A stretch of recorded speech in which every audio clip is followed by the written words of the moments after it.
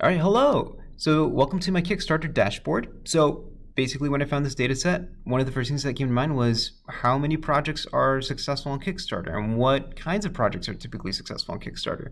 So as you'll see here through the map on the top left, you'll be able to see like which kind of countries are successful or which regions that have Kickstarters are successful and what is their rate of success. This shows sort of what each category's breakdown is in terms of projects that were successful versus failures, and they're colored accordingly. On the bottom left is a dumbbell chart that shows the actual dollar value of these successes and failures. So you'll see the blue dots sort of show what each project's actual amount of money that they earned was versus the orange values, which is what their goals were on average. So you can see sort of which categories were more ambitious versus their actual earnings. And then on the right is sort of a tree map of subcategories. So if you want to see a little bit more granular data, you can scroll around here and see a little bit more about which subcategories succeeded within categories. So some of the filters I had were, first of all, if you want to see a little bit more detail across all of these regions, you can click on one region, like say the United States, or the United States kind of has the same data as like other areas of the world. So let's say instead Australia.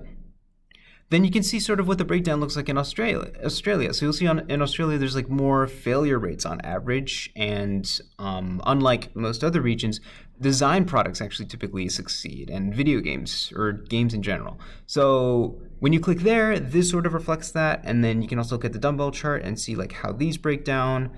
And then you can also move around here and see like what their subcategory breakdown is. And you'll see also in general here that the subcategories, or each category, doesn't really perform as well through the tree map as well.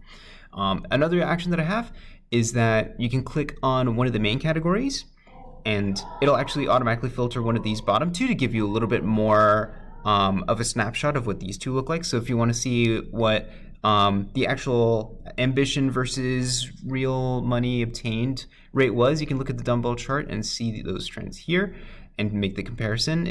And then also on the bottom right, you can get a little bit of a better view of what that category's breakdown looks like in terms of subcategories. So one issue with the tree map earlier is that it's a little difficult to see granular data because you can't see the labels and such. But if you access this, it makes it a little bit easier for you to actually look around that category and kind of decide, okay, well, I want to see how well did do web series do, or what is the top performing category or subcategory, which is like documentaries.